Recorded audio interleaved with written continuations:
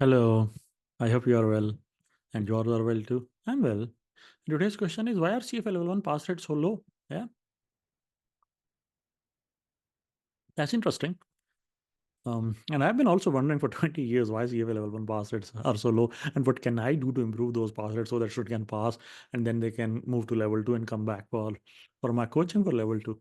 So I've tried my best to improve those pass rates and I have some idea that why CFA level 1 pass rates are so low. So I will share those ideas with you. One is that there is so much confusion about how to study. So because there is no set way of study. There are many types of books available. There are many types of practice session available. To begin with, there is a big debate that whether you should spend more time on studies, or should you spend more time on practice question, or should you spend time on watching lectures. So there is so much confusion. First reason pass rates are so low is this confusion that how to prepare for the exam. You talk to different people who have passed already exam, and they will be telling different things. And then if you come to people like us, we will say, you know what, you have to go buy our lectures, and the only way to pass is after watching our 600 hours of lecture or whatever. No, I do not have 600-hour lecture, but the point I'm making is that people who are giving advice, either they have their own preference because of some reason, not necessarily that they want to make money. It is just that they genuinely believe that the best way to study is to watch lectures, or it is that they do not have experience. So maybe someone has passed level 1 recently, but that's experience of one person. So that's first problem. There is so much confusion, and depending on if you join a WhatsApp group or Facebook group, or go onto some kind of forum, and there will be so many pieces of information coming. LinkedIn, I see so many people giving advice regarding how to prepare for CF exam. So that's number one. When you will decide to go for CF exam, you will find so much confusing information. And that's something new because all your life in school, in university, there was always a clear path towards passing the exam. There were subjects, there were books, and you knew what to do. But now, just to begin with, should you study from official curriculum? Well, CFA does not require you to buy official curriculum. You know what? That's one sign that maybe you should not. But there is a lot of debate about it. So CFA, when you register for CF exam, you have a choice to not buy curriculum because if you want to buy curriculum, you have to pay extra $30 to get those PDFs. So maybe you do not need curriculum. Okay. So and you talk to someone else and will say, I've never loaded curriculum. You talk to someone else who will say, oh, that's the only correct way to pass, because if you do not study curriculum, how you will understand it properly, and then you will be stuck in level 2 and level 3. So you see, that's number one problem. Confusion. How to study, where to study. That's number one. A second reason is uh, lethargicness. You get lazy. So even if you know this is how you're going to pass the exam, studying every day when there's no one tapping you that you should study, no one is asking you how much have you studied. So it's always easy to, and there are always something in life that you can get busy into. So that's reason number two, that students just keep on deferring study. So that's, I think, so. First is confusion, how to study, and even if you figure out, second is the lack of push, because exam is in 5 months, exam is in 6 months. So I will study next week, I will study next month, and you keep on deferring. And then what's the downside of it? You try to study everything in the last 2 months or 3 months, and that's not efficient. That's another reason.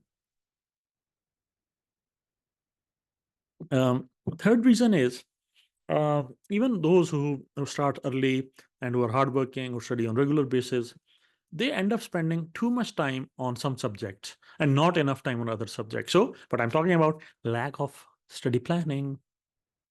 That's reason number three. So, even if you know how to study, from where to study, what material to be used, you need to be regular. You need to be hardworking. You need to be putting in efforts on regular basis. But what if you do not have a study plan? You can get into the third problem, that you end up spending too much time on financial reporting, too much time on equity, and you do not have enough time for derivative. That's the third reason.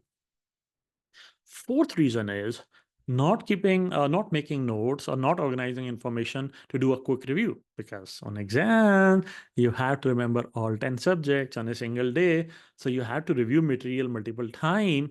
So that's reason number four. students are not able to review all the material. They've gone through so much material, they've read so many pages, but they cannot review it or revise it. So this is the fourth reason that students fail. And the fifth reason is that they tend to spend too much time on difficult topics. Yeah. So fifth reason that comes to my mind. I've also seen some students putting in efforts in options, in swaps, which are not even 2% of the total syllabus.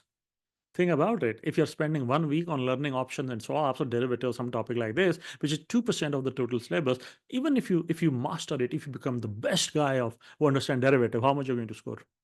2%. So there's still 98% in which you have to put in efforts.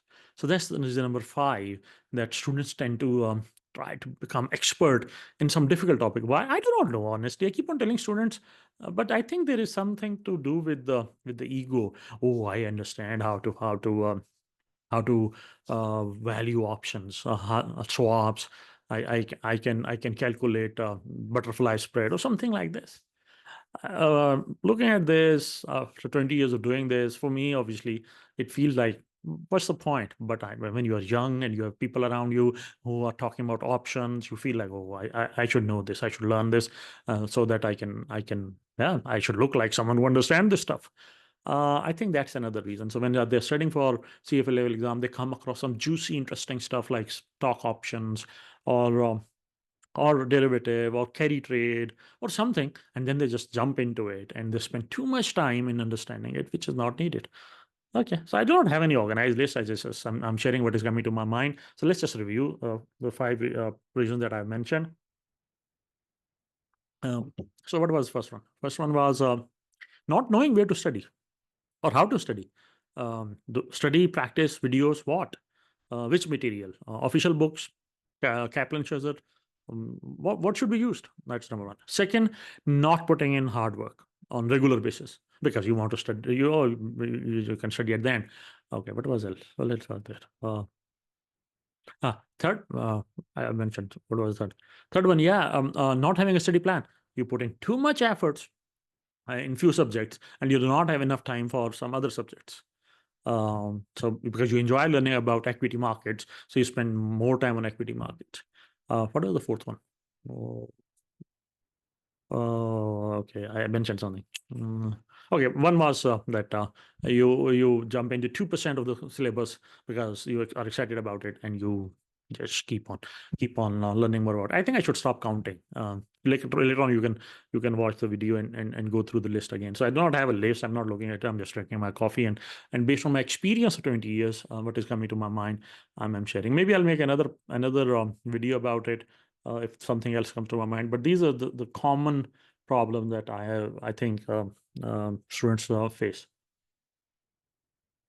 Unlike a university study where there is always a set path to prepare, there is more organized timeline set by the professor.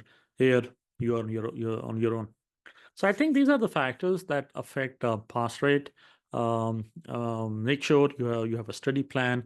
Make sure you are making some kind of notes so that always ask yourself, how am I going to review this massive syllabus in 1 day or 2 days? Because that's what you should do. Because if you have exam of all 10 subjects on a single day, unlike other university exam or other where you have multiple days, in this CFA, all exam is on 1 day. So I think being aware of these factors should be helpful in reducing your risk of failing. But obviously, then there are multiple factors. For example, what is your educational background? Are you doing job? How much time? I'm not going in that detail. So points that I've highlighted are relevant for most of the students. Okay. So see you in the next video. Keep sending your questions on LinkedIn, on WhatsApp, or in comments, and take advantage of my 20 years of doing this. I love to say this. Um, it's not easy to say I've been doing this for 20 years full time. Yeah, I've been doing this. So uh, yeah, it's not important for anyone else. Obviously, if you talk to my cousin or someone else, they'll say, "What? You have been teaching students for 20 years?" Yeah, but if you're a CFA student, then what I have been doing.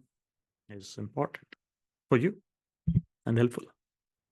So see you in the next video. Take care. Bye.